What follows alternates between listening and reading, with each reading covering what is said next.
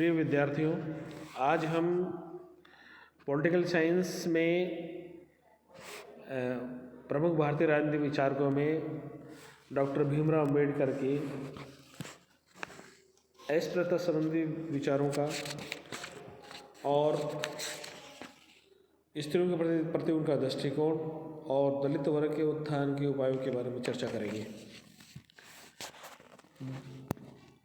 जैसा कि आपको विदित है, अम्बेडकर अस्पृश्यता या छुआछूत के विरोधी थे। अम्बेडकर हिंदू समाज में प्रचलित अस्पृश्यता को अनैतिक, अन्यायपूर्ण और अनुचित मानते थे। उनके अनुसार अस्पृश्यता हिंदू समाज के उत्थान के मार्ग में सबसे बड़ी बाधा है। अम्बेडकर का मत है कि अस्पृश्यता की जड़ें वर्ण व्यवस्था में हैं। उनके अनुसार मूलतः अन्य हिंदुओं में और आज अस्पृश्य समझे जाने वाले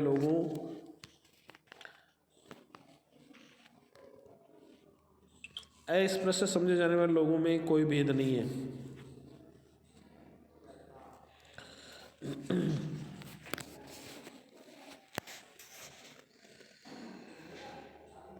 वर्ण व्यवस्था की व्याख्या करते हुए उन्होंने प्रतिपादित किया कि प्रारंभ में केवल 3 ही वर्ण थे। शूद्र वर्ण की उत्पत्ति बाद में ब्राह्मणों और क्षत्रियों के मध्य संघर्ष के परिणाम स्वरूप हुई। उन्होंने अस्पृश्यता के प्रचलन के लिए मुख्यतः हिंदू समाज में ब्राह्मणवाद के वर्चस्व को उत्तरदायी माना। उनका मत है कि हिंदू समाज में गोमांस खाने वालों को हीन दृष्टि से देखा जाने लगा और लोग अपनी कमज़ोर आर्थिक स्थिति के कारण गोमांस खाने के लिए भी विवश हो गए। उन्होंने सामाजिक दृष्टि से हेय और घृणित समझा जाने लगा। गोमांस भक्षण अथवा ब्राह्मणों द्वारा प्रतिपादित आचरण के पवित्र नियमों में से अन्य किसी नियम के उल्लंघनकर्ताओं को नियम भंग का दोषी मानकर उन्हें समुदाय के अन्य सदस्यों के साथ सामाजिक समव्यवहारों से वंचित कर दिया गया। उन्होंने सैने वे अस्पृश्य समझे जाने लगे, अछूत माना जाने लगा उनको। अम्बेडकर ने अस्पृश्यता की उत्पत्ति के लिए हिंदू समाज के कतिपय सदस्यों द्वारा ब्राह्मणवाद के विरुद्ध विद्रोह करके बौद्ध धर्म अपना लिए जाने को भी उत्तरदायी माना। अम्बेडकर के अनुसार जिन लोगों ने बौद्ध धर्म को अपना लिया और ब्राह्मणवाद को चुनौती दी, उन्होंने ब्राह्मणवाद के अंतर्गत संगठित हिंदू समाज में अस्पृश्य समझा जाने लगा। अम्बेडकर अस्पृश्यता के निवारण को अत्यंत आवश्यक मानते थे। उनका यह आक्षेप था कि अस्पृश्यता जैसी अन्यायप्रद व्यवस्था को जारी रखने में आधुनिक समय में भी ब्राह्मण वर्ग प्रमुखतः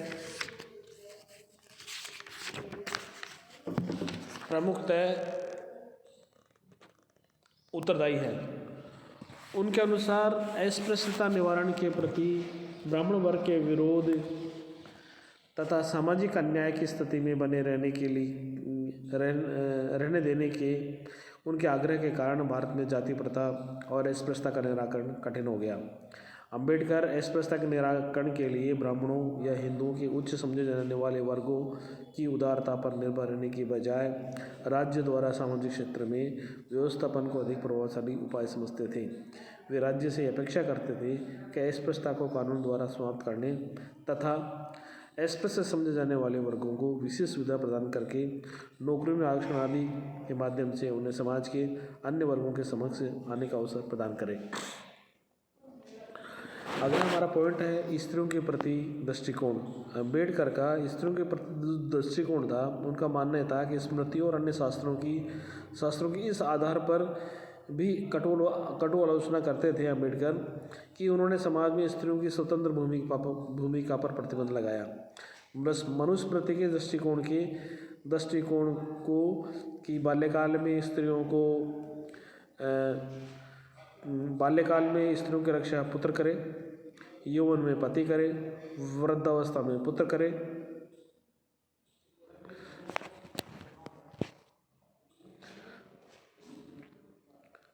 वृद्धावस्था में पुत्र करे और स्त्रियों को स्वतंत्रता प्रदान नहीं की जानी चाहिए। बाल्यकाल में स्त्रियों की रक्षा पिता करे, यौवन में पति करे और वृद्धावस्था में पुत्र करे तथा स्त्रियों को स्वतंत्रता प्रदान नहीं की जानी चाहिए। अम्बेडकर ने स्त्रियों के प्रति अन्याय का प्रमुख स्रोत माना। अंबेडकर की मान्यता थी कि स्त्रियों को शिक्षा व अन्य सामाजिक क्षेत्रों में पुरुषों के समान ही अवसर प्राप्त होने चाहिए। वे हिंदू परिवार प्रणाली में स्त्रियों को पुरुषों के अधीनस्थ और उन पर निर्भर समझे जाने की प्रवृत्ति के विरोधी थी। हिंदू समाज में संपत्ति के उत्तराधिकार, निसंतान होने पर किसी पुत्र या पुत्री को गोद लेने, पुनर्विवाह आदि प्रसंगों में स्त्रियों के साथ भेदभाव किया जाता था। अंबेडकर ने स्त्रियों के प्रति विद्यमान इन भेदभावों का अंत किया जाना आवश्यक माना। पारिवारिक व सामाजिक जीवन में स्त्रियों की स्थिति में सुधार के लिए अंबेडकर ने हिंदू कोड बिल को पारित करवाने के लिए गंभीर प्रयास किए। हिंदू कोड बिल में अन्य बातों के अतिरिक्त महिलाओं को संपत्ति के उत्तराधिकार, संतान को गोद लेने आदि के अधिकार प्रदान किए गए। दलित अगला हमारा जो पॉइंट है चर्चा का अगला पॉइंट है दलित वर्ग के उत्थान के उपाय। अंबेडकर भारत में एक न्याय सम्मत सामाजिक व्यवस्था की स्थापना के लिए दलित वर्ग के उत्थान को अनिवार्य मानते थे। उनका दृढ़ मत था कि जब तक समाज के पिछड़े और अस्पृश्य समझे जाने वाले वर्गों को अन्य वर्गों के समक्ष सामाजिक आर्थिक स्तर प्रदान नहीं किया जाता, राजनीतिक स्वतंत्रता निरर्थक है। दलित वर्ग के उत्थान के लिए अंबेडकर ने सामाजिक, आर्थिक, नैतिक, राजनीतिक समस्त स्तरों पर संगठित अभियान और कार्यक्रम संचालित किए जाने की आवश्यकता प्रतिपादित की। अंबेडकर की मान्यता थी कि दलित वर्गों के उत्थान के लिए अंबेडकर ने सामाजिक, आर्थिक, नैतिक और राजनीतिक समस्त स्तरों पर संगठित अभियान और कार्यक्रम संचालित किए जाने की आवश्यकता प्रतिपादित की। अंबेडकर का दृढ़ मत था कि हिंदू समाज में दलित वर्गों की हीन स्थिति उच्च समझे जाने वाले वर्गों के अन्यायपूर्ण और स्वार्थपूर्ण दृष्टिकोण कारण बनी है। वे मानते थे कि अस्पृश्यता और अन्यायपूर्ण प्रथाओं के निवारण के लिए सवर्ण हिंदुओं के दृष्टिकोण में परिवर्तन लाना आवश्यक है, किंतु वे दलित वर्गों के उत्थान के लिए केवल सवर्णों के हृदय परिवर्तन पर निर्भर नहीं रहना चाहते थे। उनकी मान्यता थी कि सामाजिक व्यवस्था में वांछित परिवर्तन के लिए स्वयं दलित वर्गों को जागरूक और संगठित होना, सवर्णों को अपने दृष्टिकोण में परिवर्तन लाना होगा तथा राज्य को सामाजिक क्षेत्रों में सकारात्मक और सक्रिय भूमिका निभानी होगी। दलितों के उत्थान के लिए अम्बेडकर द्वारा जो उपाय बताए गए वो इस तरह से थे। पहला था हिंदू समुदाय की मूल्य मान्यताओं में क्रांतिकारी परिवर्तन। अंबेडकर का मत था कि हिंदू समाज के परंपरागत विधान में क्रांतिकारी परिवर्तन किए बिना समाज को समता और भ्रातृत्व के आदर्शों के आधार पर संगठित नहीं किया जा सकता। उन्होंने हिंदू समाज को न्याय सम्मत आधार प्रदान करने के लिए उसे हिंदू शास्त्रों और शास्त्रों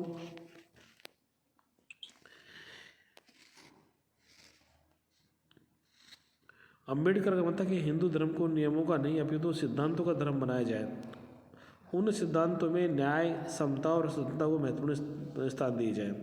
अंबेडकर ने इस बात पर गंभीर आपत्ति की कि हिंदू धर्म की विद्यमान जड़ता के कारण वेदों, स्मृतियों, अन्य शास्त्रों की तार्किक व्याख्या संभव नहीं हुई, क्योंकि वेदों और शास्त्रों की समीक्षा तथा तार्किक व्याख्या करने वालों को दंडित किया जाता रहा है, उन्हें हिंदू धर्म से निकाला जाता रहा है। अंबेडकर का मत है कि इस कठोर रवैये के कारण हिंदू धर्म विवेक और उदार मानवीय मूल्यों पर आधारित होने की अपेक्षा संकीर्णता और विवेकहीन मताग्रहों का धर्म बन गया। हिंदू धर्म को गतिशील और मानवीय स्वरूप प्रदान करने के लिए अंबेडकर ने जो सुझाव दिए उनमें हिंदू धर्म का केवल एक प्रमाणिक धर्मग्रंथ होना चाहिए, समस्त हिंदुओं के लिए समान रूप से मान्य और अन्य सभी धर्मग्रंथों जैसे वेदों, शास्त्रों, पुराणों को पवित्र और आधिकारिक समझा जाना चाहिए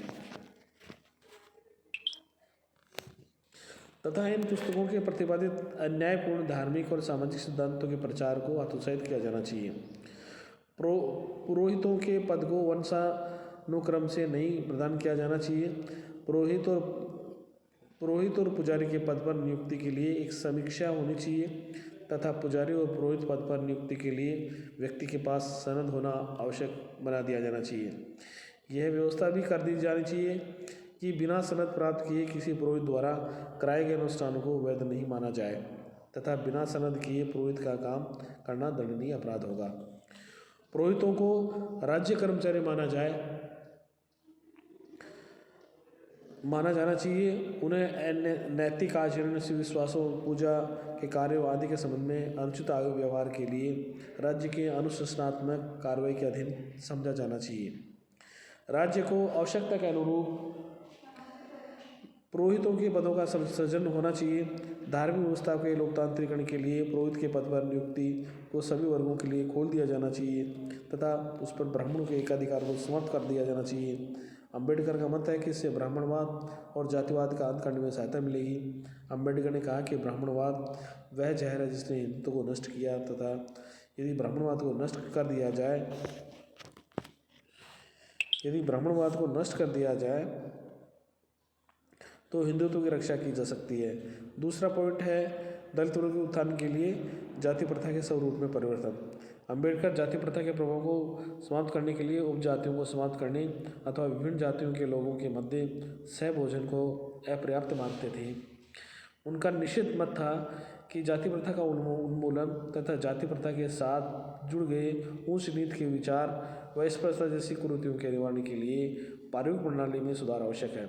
उनका मत था कि जब तक परिवार के संगठन में जाति को आधार के रूप में अस्वीकार नहीं किया जाएगा तब तक लोगों के मन से जाति प्रथा की बुराई पूरी तरह से नहीं निकल सकेगी। उनका मत है कि लोग अपनी जातियां भूल सकते हैं किंतु वे श्रेष्ठता और हीनता के उस जहर को नहीं भूल सकते जो कि घर पर बुजुर्गों द्वारा बच्चों के मस्तिष्क पर प्रविष्ट कर दिया जाता है। उनका विचार है कि परिवार जाति व्यवस्था की रीढ़ की हड्डी है। पारिवारिक व्यवस्था की मूल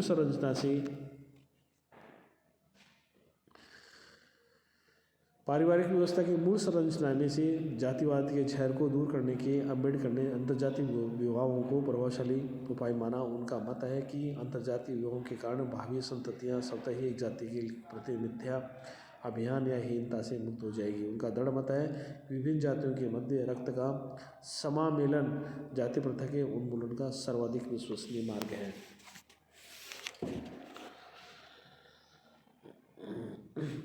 अंबेडकर ने स्वीकार किया है कि अंतर्जातीय विवाहों से जाति प्रथा के उन्मूलन के लिए एक सुदृढ़ और आधार उत्पन्न होगा, किंतु वास्तव में जाति प्रथा का पूर्णतः उन्मूलन तभी संभव होगा जबकि अंतर्जातीय विवाह और विभिन्न वर्गों के मध्य सहभोज के संबंध में प्रचलित रूढ़ियों और कठोर नियमों के पीछे धार्मिक कारण जोड़े जाने की प्रवृत्ति का निषेध किया जाए। अतः उनके अनुसार जाति और अस्पृश्यता के निवारण के लिए धार्मिक स्तर पर सुधार किया जाना अत्यंत आवश्यक था। उन्होंने कहा कि प्रत्येक पुरुष और स्त्री को शास्त्रों की दास्ता से मुक्त कर दो, उनके मस्तिष्क को शास्त्रों की विनाशकारी धारणाओं से मुक्त कर दो तो वे तुम्हारे बिना कहे ही साथ साथ भोजन करने लगेंगे और अंतर्जातीय विवाह करने लगेंगे। अंबेडकर उन्हीं की धार्मिक सुधारों को महत्वपूर्ण मानते थे जो दलित वर्गों और सवर्णों के मानसिक स्तर में परिवर्तन ला सके। इसी कारण वे अस्पृश्यों को मंदिरों में प्रवेश दिलाने के लिए आंदोलनों को अस्पृश्यता के निवारण या दलित वर्ग में उत्थान के लिए विशेष महत्व नहीं देते। उनका मत था कि दलित वर्ग अपना समय, क्षमताएं मंदिर प्रवेश जैसी निरर्थक बातों में व्यय करने की अपेक्षा यदि उच्च शिक्षा, अच्छे रोजगारों में प्रवेश पाने, आर्थिक स्थिति सुधारने के प्रयत्नों में लगाएंगे तो निश्चित रूप से उनके सामाजिक स्तर में वृद्धि होगी। मंदिर प्रवेश के लिए दलित वर्गों या अस्पृश्यों के आंदोलन को वे आत्मसम्मान दृष्टि से भी अनुचित मानते थे। उन्होंने कहा कि कोई अस्पृश्य ऐसे स्थान पर प्रवेश के लिए याचना क्यों करे जहाँ की वह हिंदू के दंभ के कारण प्रवेश से वंचित किया गया। तुम अपने मंदिर प्रवेश के लिए खोलो या न खोलो, तुम्हारे विचार करने का प्रश्न है। ये मेरे आंदोलन का विषय नहीं है। यदि तुम समझते हो कि मानवीय व्यक्तित्व की पवित्रता का अनादर करना बुरा है तो तुम अपने मंदिर खोल दो और संभ्रांत मनुष्य बन जाओ। किंतु यदि तुम एक संभ्रांत मनुष्य बनने के बजाय केवल हिंदू बनाए रहना पसंद करो तो अपने दरवाजे बंद कर लो। मुझे मंदिर में आने का कोई शौक नहीं है। उनका दृढ़ मत था कि यदि दलित वर्गों को हिंदू धर्म सदस्य बनाए रखना है तो केवल मंदिर या कुओं के उपयोग की अनुमति जैसे सुधार पर्याप्त नहीं होंगे। इसके लिए अस्पृश्यता को मन से बाहर निकालना, फेंकना और हिंदू धर्म को सामाजिक समता का धर्म बनाना होगा। दलित वर्गों को संगठित, जागरूक, शिक्षित करने की आवश्यकता। दलित वर्गों के लिए उन्होंने यह आह्वान किया कि शिक्षित बनो, संगठित रहो और जागरूक रहो। संगठित रहो, जागरूक रहो, शिक्षित रहो। अंबेडकर ने भली भांति अनुभव कर लिया था कि दलित वर्गों के उत्थान व अस्पृश्यता के उन्मूलन के लिए स्वर्णों की सद्भावना व सद इच्छा पर निर्भर नहीं किया जा सकता। दलित वर्गों का वास्तविक उत्थान तभी संभव है जब दलित वर्ग स्वयं जागरूक हो तथा उन्नति के लिए संघर्ष करने को कटिबद्ध हो। अंबेडकर ने दलित वर्ग के उत्थान के लिए उन्हें शिक्षित, संघर्ष और संगठित करने की आवश्यकता प्रतिपादित की।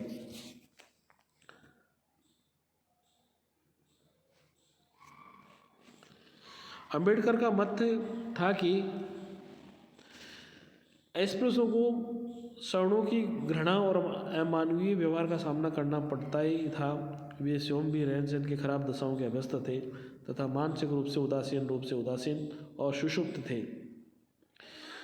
शताब्दियों के असमान व्यवहार ने उनमें उच्चतर जीवन और सामाजिक जीवन में उपयुक्त स्थान प्राप्त करने के प्रति प्रेरणा और इच्छा समाप्त कर दी थी।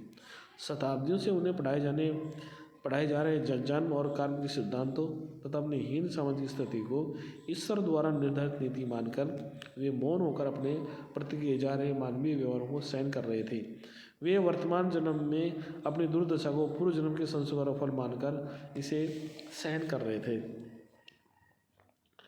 अंबेडकर की मान्यता थी कि अस्पृश्यों के रहन सहन, खान पान की खराब आदतें और उनकी मानसिक उदासता की प्रवृत्ति सामाजिक जीवन की मुख्य धारा में उनकी सम्मानपूर्ण स्थान अर्जित करने के मार्ग में सबसे बड़ी बाधाएं थी।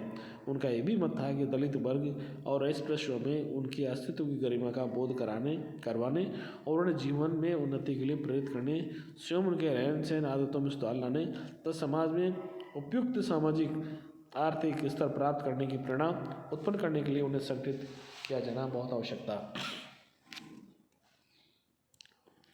अंबेडकर के मत में दलित वर्गों और अस्पृश्यों को शिक्षित, संगठित और संघर्ष के लिए उत्प्रेरित करने का कार्य इस वर्ग से उभरा हुआ सुशिक्षित व समर्थ नेतृत्व ही कर सकता था। अंबेडकर ने दलित वर्ग के उत्थान और अस्पृश्यता के निराकरण को अपने जीवन और दर्शन में महत्वपूर्ण माना तथा इस अभियान में दलित वर्गों का नेतृत्व करने का बीड़ा उठाया। दलितों की दशा में सुधार के उपयुक्त तीनों संदर्भों को अंबेडकर ने पर्याप्त महत्व दिया। अगला जो दलित वर्ग के उत्थान के उपाय में उन्होंने शिक्षा को माना। अंबेडकर का मत था कि वर्तमान दशा में प्रति संतोष, दमन और उत्पीड़न को शांति से सहने की प्रवृत्ति और मानसिक उदासीनता के निराकरण के लिए दलित वर्गों को शिक्षित किया जाना तथा ज्ञान के माध्यम से उनके लिए संभावनाओं के द्वार खोल देना बहुत आवश्यक था। उन्होंने कहा कि हमें इस प्रकार के अन्याय, अपमान, तिरस्कार, दबावों को सहन करने के लिए विवश किया जाता है, तब भी हम गूंगे लोगों की तरह व्यवहार करते हैं, गाय की तरह कमज़ोर बने रहते हैं। हम इस पर परेशान और दुखी महसूस नहीं करते। हम इसके विषय में कोई चेतना भी नहीं है। हमें इस पर कोई आश्चर्य भी नहीं होता। यदि हम चींटी पर अपना पैर रख दें तो हमें काट लेगी, किंतु हम जो देखने में इतने बड़े दिखते हैं, कोई हमें लात मारे तो भी कोई प्रतिरोध नहीं करते। गहनता से विचार करने पर इस स्थिति के लिए दो कारण उत्तरदायी प्रतीत होते हैं। प्रथम, हमारे पास ज्ञान नहीं है, दूसरा, हमारे पास शक्ति नहीं है। दलित वर्गों की दशा में सुधार के लिए अंबेडकर उनमें शिक्षा के व्यापक प्रचार प्रसार को आवश्यक मानते थे। उनकी ये मान्यता थी कि शिक्षा का जो स्वरूप भारतीय समाज में प्रचलित था, वे व्यक्तियों को जाति और वर्ण के आधार पर भेदभाव के पूर्वाग्रहों से मुक्त नहीं करता था। इसलिए वे शिक्षा की प्रणाली में आमूलचूल परिवर्तनों के पक्षधर थे। अंबेडकर की ये भी अपेक्षा थी कि सरकार द्वारा दलित वर्गों में शिक्षा के प्रचार के लिए पर्याप्त सुविधाएं और साधन उपलब्ध कराए जाने चाहिए। दलित वर्गों को शिक्षा के समुचित अवसर प्रदान करने के लिए उन्होंने विद्यालयों और महाविद्यालयों में इन वर्गों छात्रों के लिए स्थानों का एक निश्चित प्रतिशत आरक्षित करने की मांग की। दलित वर्गों के छात्रों में शिक्षा के प्रति प्रेरणा उत्पन्न करने के लिए तथा शिक्षा के पश्चात उन्हें उनके परंपरागत पैतृक व्यवसायों से पृथक उपयुक्त व्यवसाय में लगाने का अवसर प्रदान करने के लिए राजकीय सेवा में इन वर्गों के लिए पदों के आरक्षण की मांग की।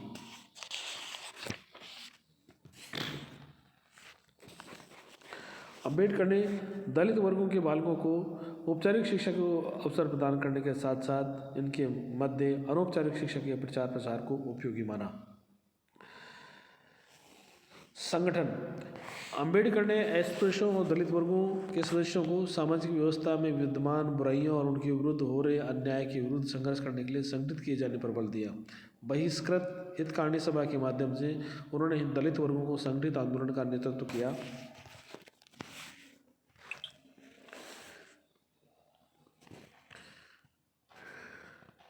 बहिष्कृत हितकारिणी सभा के माध्यम से उन्होंने दलित वर्ग के संगठित आंदोलन का नेतृत्व किया। दलित वर्गों के हितों को अग्रसर करने के मुख्य उद्देश्य से उन्होंने 1936 में इंडिपेंडेंट लेबर पार्टी की स्थापना की। अम्बेडकर का मत था कि सामाजिक राजनीतिक संस्थाओं के माध्यम से दलित वर्गों के हितों के प्रति जनमत जागृत किया जा सकता है तथा इन वर्गों को अन्याय के विरुद्ध संघर्ष करने के लिए संगठित किया जा सकता है। संघर्ष। अम्बेडकर ने दलित वर्गों को परामर्श दिया कि वे अपने विरुद्ध हो रहे अन्याय के सामने मूक और ऐसे होकर नहीं बैठे रहे, अपितु समाज में अपना न्याय सम्मत स्थान प्राप्त करने के लिए सक्रिय संघर्ष करें। दलित वर्गों के उत्थान के लिए संघर्ष के सभी आवश्यक स्तरों पर प्रयत्न करने को अम्बेडकर ने महत्वपूर्ण माना। प्रथम स्तर पर अम्बेडकर सत्याग्रह आंदोलन के अन्य हिंसक शांतिपूर्ण माध्यमों से हिंदुओं को अस्पृश्यता का और जाति प्रथा जैसी बुराइयों के विरुद्ध जागरूक बनाना चाहते थे। अम्बेडकर ने स्वयं भी दलित वर्गों के अनेक आंदोलनों का नेतृत्व किया। उनका मत था कि ऐसे आंदोलन से श्रवणों का हृदय भले ही परिवर्तन न हो, किंतु दलित वर्ग की संगठित चेतना और संघर्षशीलता के कारण वे अपने दृष्टिकोण में परिवर्तन लाने के लिए अवश्य बाध्य हो जाएंगे। अम्बेडकर ने व्यावहारिक अनुभव से एक जान लिया कि केवल सामाजिक आंदोलन के माध्यम से दलित वर्ग का पूर्ण उत्थान संभव नहीं है। द्वितीय स्तर पर अम्बेडकर सरकार के विरुद्ध दलित वर्गों को आंदोलन करने की आवश्यकता अनुभव करते थे ताकि दलित वर्गों के साथ जुड़ गए अनेक निर्योग्यताओं का कानून द्वारा निराकरण किया जाए, उनके अधिकारों को विशेष संरक्षण प्रदान किया जाए। तृतीय स्तर पर अम्बेडकर स्वयं दलित वर्गों में परस्पर विद्यमान भेदभावों और उदासीनता उन्मूलन पर बल देना चाहते थे। वे इस कटु यथार्थ से अवगत थे कि जाति प्रथा और ऊंच नीच के भेदभावों सवर्णों के दृष्टिकोण में नहीं, स्वयं दलित वर्ग भी जातिगत भेदभाव और एक जाति को दूसरी जाति से हीन समझने के भाव से मुक्त नहीं है। अम्बेडकर ने दलित वर्गों के सदस्यों को इस प्रकार के भेदभाव के विरुद्ध संघर्ष की आवश्यकता पर बल दिया। उन्होंने मत व्यक्त किया कि दलित वर्गों की दशा में सुधार के लिए सर्वाधिक महत्वपूर्ण आवश्यकता यह है कि उनके मध्य आत्मविश्वास, आत्मसम्मान और आत्मसुधार की भावना विकसित हो। उन्होंने दलितों और अस्पृश्यों को सुझाव दिया कि व्यक्तिगत लाभ हानि की परवाह छोड़कर गरिमामय व्यवसायों से अपने आप को पृथक कर ले। गरिमाहीन व्यवसायों से अपने आप को पृथक कर ले। अम्बेडकर ने दलित वर्गों को आह्वान किया कि अपने बच्चों को शिक्षित बनाने का प्रयत्न करें। उन्हें दलित वर्गों की स्वच्छता से रहने, अपने खान पान की आदतों को सुधारने, कुरीतियों और अंधविश्वासों के त्यागने का परामर्श दिया। उनका दृढ़ मत था कि दलित वर्गों में अपनी दशा में सुधार के लिए चेतना उत्पन्न किए बिना केवल सामाजिक आंदोलनों और वैधानिक सुधारों से उनकी दशा में कोई सुधार नहीं किया जा सकता है। आज हम इस चर्चा यहीं तक करते हैं। धन्यवाद।